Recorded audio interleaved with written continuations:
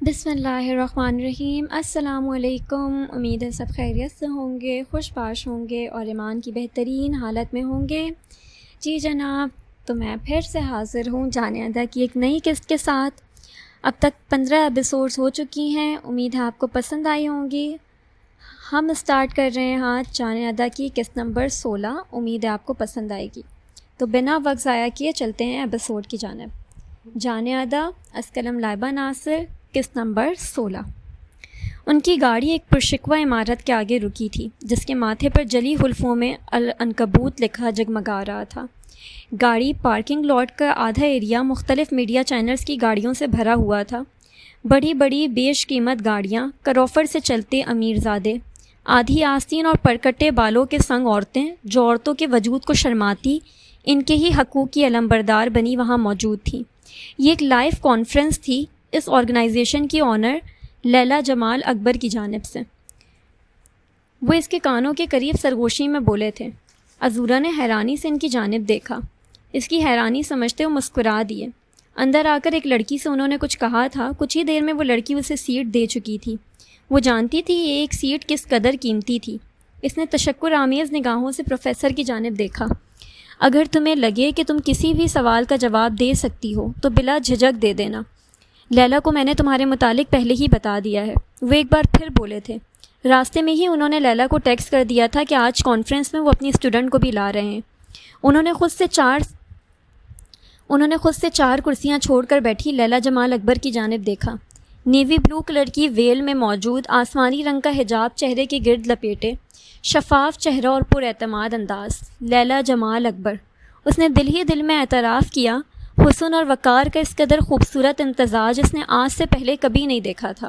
لیلا نے اسے دیکھ کر اسمائل پاس کی، جیسے اشارہ ہو کہ وہ پرسکون ہو جائے۔ وہ پہلی بار دل سے مسکرائی تھی۔ کچھ ہی دیر میں ہال بھرنے لگا۔ میڈیا رپورٹرز اپنے اپنے کیمرہ سیٹ کر رہے تھے۔ اس نے دیکھا تمام خالی نشستیں بھرنے لگی تھیں۔ اس کی نظریں لیلا کی دوسری جانب موجود عورت پر پڑی، اسکارف سے چہرہ چھپائے بیٹھی آرزو۔ اس کی دوسری جانب ایک کامیاب وکیل بیٹھی تھیں جو انہیں اکثر ٹی وی پر دیکھتی رہتی تھی۔ حال ہی میں کچھ ماہ قبل ہم نے اسی طرح کی ایک پریس کانفرنس بلوائی تھی جس میں آج ہی کی طرح ملک کے بڑے عہدیداران شامل حضرات، مختلف NGOs کے اونر بھی، خواتین کے حقوق کی کچھ علمبردار بھی۔ غرض کے گرم ماحول اور بہت سے دلائل کے بعد بھی 4 ماہ کا عرصہ گزر جانے کے بعد اس 8 سالہ بچی کے مجرموں کو سزا نہیں مل سکی۔ کیس ابھی عدالت میں ہی تھا کہ وہ غائب ہو گئے اور کسی کو کانوں کان خبر نہیں ہوئی۔ کل ہمیں پتہ چلا کہ وہ تو بیرون ملک چھٹیاں منا رہے ہیں۔ اس نے دوسری جانب عذورا سے چند فٹ کی دوری پر بیٹھی بچی کی جانب اشارہ کیا۔ اس بچی کو یہاں بیٹھانے کا یہ مقصد ہے کہ یہ اپنی آنکھوں سے دیکھیں کہ بروز محشر اسے آپ میں سے کن لوگوں کا گریباں پکڑنا ہے۔ اس کی مستحکم آواز کتنے ہی لوگوں پر لرزہ طاری کر گئی تھی۔ اس روز کسی نے مجھے بہت کروفر سے کہا تھا کہ پنجاب حکومت نے سب سے پہلے چائلڈ ابیوز کے لیے لاء بنائے ہیں۔ تو میں آج سوال کر رہی ہوں کہ اس وقت وہ لاء بنانے والے کہاں مر گئے تھے جب حکومتی ادارے ہمیں تاریخ پر تاریخ دیتے رہے اور اس معصوم کے مجرم فرار ہو گئے؟ ہال میں محض اس کی آواز گونج رہی تھی۔ عذورا نے بھیگی آنکھوں سے اس بچی کی جانب دیکھا جو ساکھ نگاہوں سے ہال میں بیٹھے لوگوں کو دیکھتی شاید انسان ڈھونڈنے کی کوشش کر رہی تھی۔ کیا ہوا؟ کہانی ختم نہیں؟ ٹھہریے، فقط نام تبدیل ہوا، وہی مجرم، وہی درندے۔ 6 روز قبل ہمارے ادارے میں ایک بار پھر وہی کیس آیا۔ 6 سالہ معصوم بچی کے ساتھ زیادتی کی گئی۔ اس کی ماں کو فون کر کے بلایا گیا۔ اس کے سامنے اعتراف جرم کرنے والا وہ مجرم صرف وہ نہیں تھا، آپ سب لوگ بھی تھے جن کی وجہ سے اسے اتنی ہمت ملی کہ اس ماں کی بچی کو رون کر وہ سینہ تان کر اس کے سامنے کھڑا ہوا، کیونکہ وہ جانتا ہے کہ اگر وہ گرفتار ہو بھی جاتا ہے تو اس کا باپ اسے مہمان خانے میں رکھے گا، عدالتیں ہمیں تاریخ پر تاریخ دیں گی اور وہ کسی بیرون ملک ویکیشن منانے چلا جائے گا۔ پنجاب میں اس وقت ریپ کیسز کا ریشو سب سے زیادہ ہے۔ گزشتہ سال کے پچھلے 6 مہینوں میں 497 بچوں کو جنسی زیادتی کا نشانہ بنایا گیا، جس میں 57% کیسز پنجاب کے رپورٹ ہوئے، جبکہ باقی 32% سندھ کے، 6% خیبر پختونخوا کے، 32% کیسز اسلام آباد کے، 20 بلوچستان کے، 10 آزاد کشمیر کے اور 1 گلگت بلتستان میں رپورٹ ہوا۔ In the report of Sahil's cruel number, he said, as of June this, 497 children were sexually abused. Most of the cases were in Punjab with 57% ratio, and the rest were in Sindh with 32% ratio. Khyber Pakhtunkhwa with 6%. More than 32 were reported in Islamabad, 22 in Balochistan, 10 in Azad Kashmir, and 1 in Gilgit-Baltistan. Reference: Child Protecting NGO Sahil report published last year at September. اب آپ بتائیں محفوظ کس جگہ ہے یہ؟ اس کے سوال پر ہال میں موت کا سا سناٹا چھا گیا۔ میم یہ کیسز شہروں میں زیادہ ہوتے ہیں، سامنے بیٹھی ایک کم عمر رپورٹر نے کہا۔ اس کی بات پر لیلا مسکرا اٹھی۔ ان میں سے 62% کیسز گاؤں دیہات یعنی رورل ایریاز میں رپورٹ ہوئے ہیں۔ جواب لیلا کی جانب سے نہیں آیا تھا، جواب غیر متوقع طور پر کب سے خاموش بیٹھی عزورہ کی جانب سے آیا تھا۔ پچھلی نشست میں بیٹھے نو نے حیرت سے اسے دیکھا۔ وہ نہیں جانتی تھی کہ وہ یہاں موجود ہے، وہ تو بس اس کا میسج دیکھ کر آیا تھا کہ وہ پروفیسر جمال اکبر کے ساتھ ان کی آرگنائزیشن جا رہی ہے۔ وہ جانتا تھا پروفیسر جمال اسے کس آرگنائزیشن لے کر جائیں گے۔ ساتھ ہی سب کی نظریں بھی کیمرے کا رخ تیزی سے اس چھوٹی سی لڑکی کی جانب ہوا جو شکل سے ہی اسٹوڈنٹ لگ رہی تھی۔ کتنی ہی سرگوشیاں ابھریں، کچھ آنکھوں میں فخر لیے اسے دیکھ رہے تھے اور کچھ بھسم کر دینے والی نگاہوں سے۔ ہمیں یہ سمجھنے کی ضرورت ہے کہ ہم اسے گناہ سمجھیں۔ کہاں ہوا، کس کے ساتھ ہوا، جس کے ساتھ ہوا اس کا کردار کیسا تھا، جہاں ہوا وہ جگہ کیسے تھی، یہ سب سوچنے اور کہنے کی بجائے یہ سوچیں کہ جس کے ساتھ بھی ہوا، جہاں بھی ہوا، غلط ہوا، اور جس نے کیا اسے ہر صورت سزا ملنی چاہیے۔ وہ اب مزید بول رہی تھی، سب دم سادھے اسے سن رہے تھے۔ Out of the total cases from Sahir's report 62% were reported in rural areas and 38% were recorded in urban areas۔ Hall میں اب اس کی آواز گونج رہی تھی۔ لیلا نے مسکرا کر جمال کی جانب دیکھا۔ اس نے اس رپورٹ پر اسٹڈی کی ہوئی تھی۔ اس کے بعد بھی لیلا بہت سی باتوں میں اس کی رائے شامل کرتی رہیں۔ کانفرنس کے اختتام پر کیس رپورٹ ہونے کے ساتھ ہی ساتھ دینے کا وعدہ کرتے بہت سے لوگ عزورہ لاشاری کی بابت پوچھنا نہیں بھولے تھے۔ یہ عزورہ لاشاری کی لیلا جمال اکبر سے ہوئی پہلی روبرو ملاقات تھی۔ لیلا جمال اس کی زندگی کے چند ایک اہم لوگوں میں جل شمار ہونے والی تھی۔ Very nice to meet you عزورہ۔ لیلا نے بات ادھوری چھوڑی۔ وہ اس کا نام نہیں جانتی تھی، لاشاری۔ ابھی وہ اپنا پورا نام بتانے ہی والی تھی جب پیچھے سے بھاری مردانہ آواز آئی، نو ارسلان، شی از عزورہ نو ارسلان۔ وہ مسکراتے ہوئے بولتا آگے آیا۔ عزورہ نے حیرت سے اسے دیکھا تو اس نے فون میں میسج کی جانب اشارہ کیا۔ نو؟ لیلا نے خوشگوار حیرت سے اس کی جانب دیکھا۔ یہ تمہاری وائف ہے؟ وہ خوشی سے بولی۔ عزورہ حیران نظروں سے ان دونوں کی جانب دیکھ رہی تھی۔ نو، عزورہ تمہاری وائف ہے؟ جمال اکبر حیرانی سے اس لڑکی کو دیکھ رہے تھے۔ یہ میری وائف ہی نہیں، زبیر لاشاری کی بیٹی عزورہ لاشاری ہے۔ نو کے لبوں پر مسکراہٹ بکھری، کرب زدہ سی مسکراہٹ۔ عزورہ نے الجھ کر اسے دیکھا۔ جمال اکبر کی آنکھوں میں نمی چمکی۔ بریرہ اور زبیر کی بیٹی عزورہ لاشاری؟ وہ بے یقینی سے بولے تو نو نے مسکرا کر اس بات میں گردن ہلائی۔ یہ آپ کے بابا کے دوست ہیں۔ نو نے مختصر لفظوں میں اس کی الجھن دور کی تھی، جو کہ شاید دور تو نہیں ہوئی لیکن وہ سر ہلا گئی، جبکہ لیلا اور جمال اسے ایک ٹک یوں ہی دیکھ رہے تھے۔ جمال اکبر کو اب سمجھ آئی تھی کہ اس لڑکی سے انہیں انسیت سے کیوں محسوس ہوتی تھی۔ وہ ان کے محسن کی بیٹی تھی، وہ زبیر لاشاری کی بیٹی تھی، عزورہ لاشاری جو اب عزورہ نو ارسلان تھی۔ وہ آہنی دروازہ پار کر کے پارکنگ کی جانب بڑھ رہے تھے۔ بادلوں میں چھپے سورج نے اپنا رخ چھپا لیا تھا۔ ٹھنڈی ہوا بدستور چل رہی تھی۔ وہ نو کے ہمراہ چل رہی تھی، مسکراتی ہوئی اسے آج کے دن کی روادار سنا رہی تھی۔ نو نے لبوں پر آئی مسکراہٹ روک کر اسے دیکھا۔ کتنی پیاری لگتی تھی وہ اسے اس طرح، اپنی عمر کی لڑکیوں کی طرح مسکراتی ہوئی، خوش ہوتی ہوئی۔ اس کی ہنسی کی کھنک اس کے ساتھ چلتے شخص کو مسمرائز کر رہی تھی۔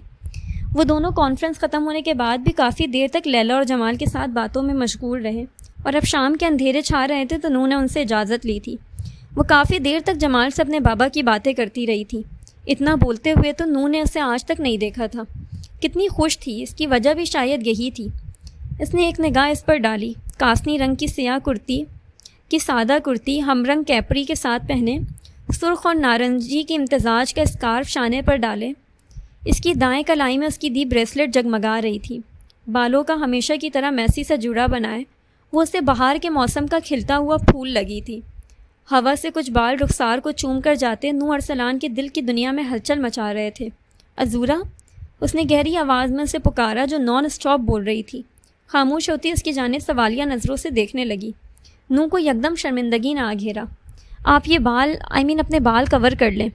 وہ اس کے چہرے سے نگاہیں چرا کر کہتا کافی الجھا ہوا لگ رہا تھا۔ عذورا نے الجھ کر اسے دیکھا۔ یہ شخص کرنا کیا چاہ رہا تھا اس کے ساتھ؟ اس کی سمجھ سے بالا تر تھا۔ یہ آپ کے چہرے پر آ رہے ہیں۔ وہ گاڑی کا دروازہ کھولتا منہ بڑبڑایا۔ عذورا نے گہری سانس لی۔ عجیب انسان ہے۔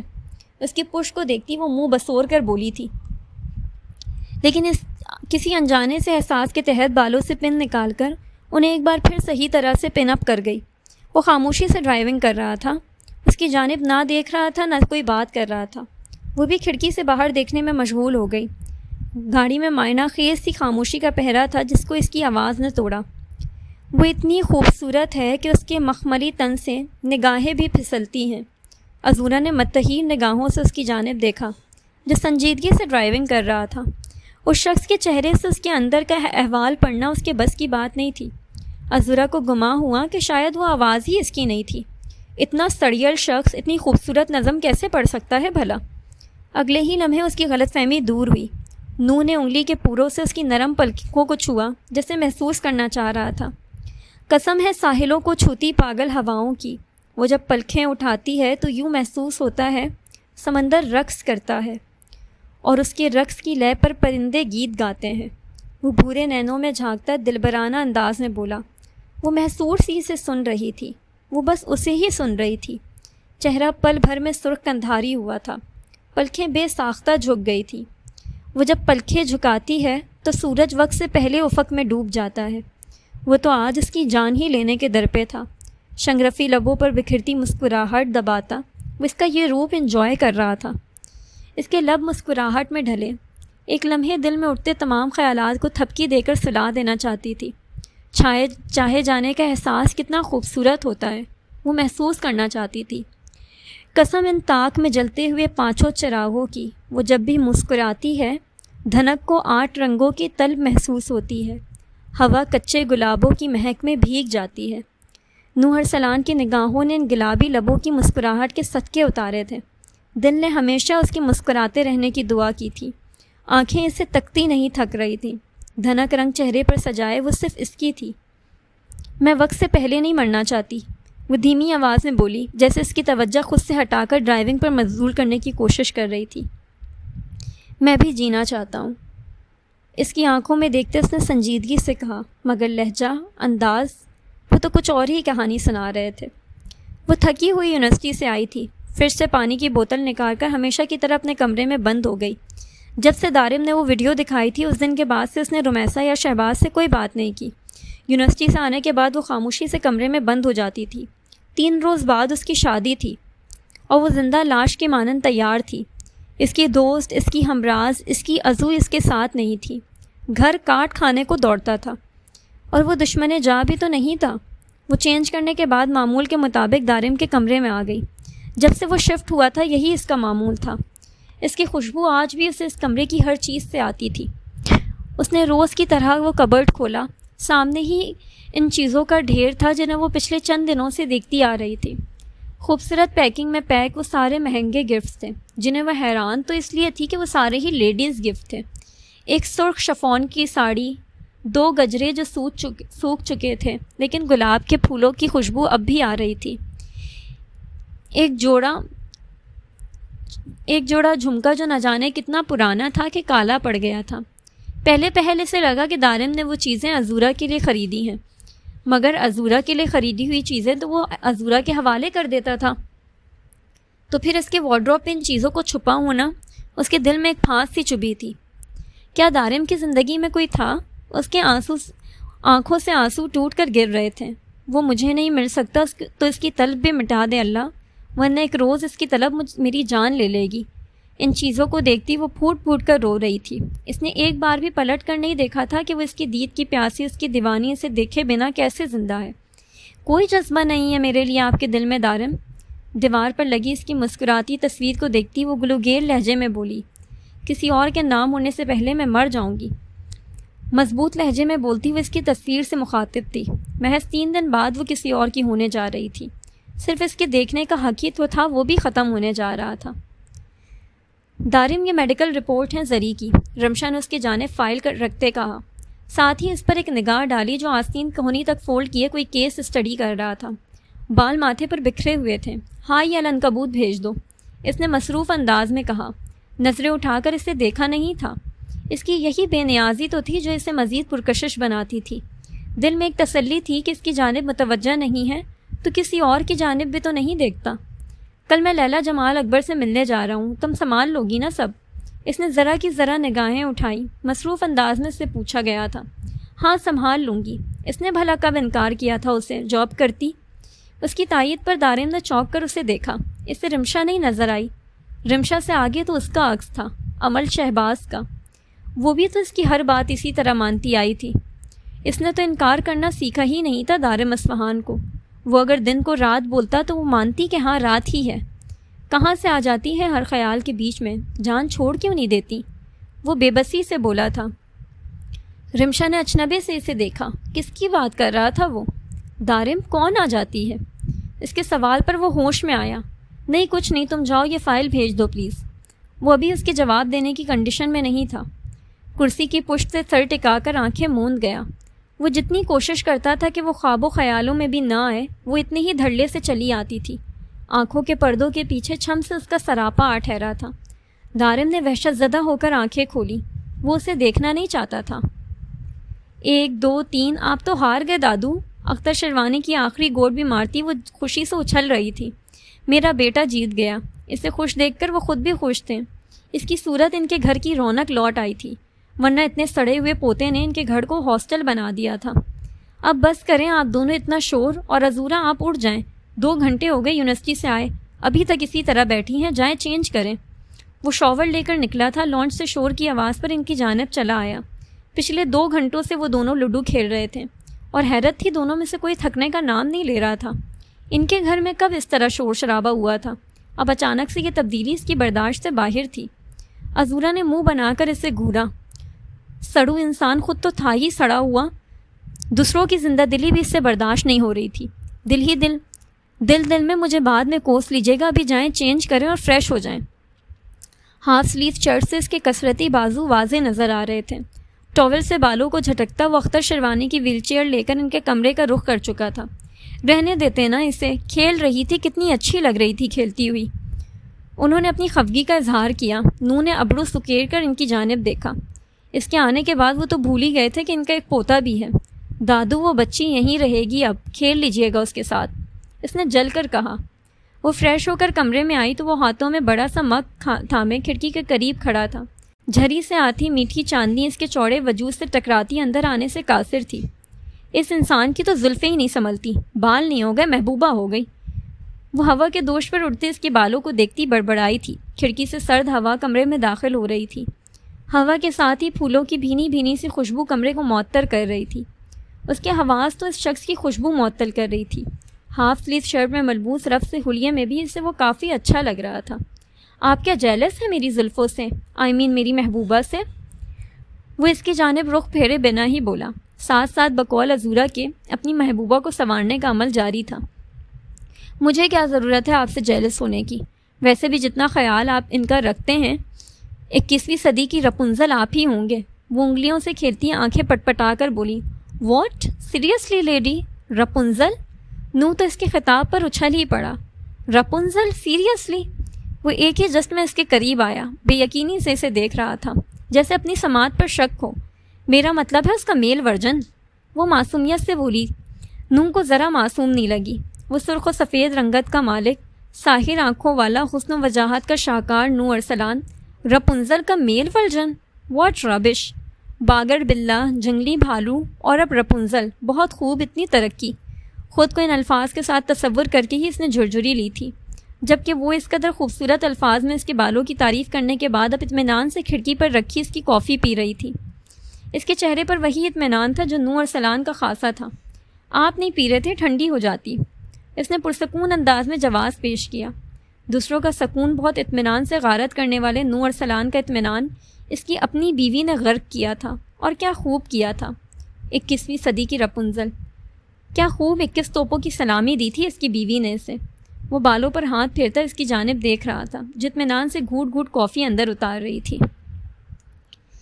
جی جناب، تو یہ تھی جانے ادا کی 16ویں قسط۔ کیسا لگا آپ کو 21ویں صدی کی رپنزل سے مل کر؟ باگڑ بلّا اب رپنزل بن چکا ہے۔ جی، تو نو اور عزورہ کی نوک جھوک اسی طرح چلتی رہے گی، اسی طرح ہم دارم اور عمل کی کہانی پہ آگے بڑھاتے رہیں گے۔ آپ کو کون سے کپل کی سٹوری اچھی لگ رہی ہے؟ اپنی رائے کا اظہار کامنٹ باکس میں ضرور کریں۔ خوش رہیں، خوشیاں بانٹیں۔ آپ سے ملاقات ہوگی قسط نمبر 17 کے ساتھ۔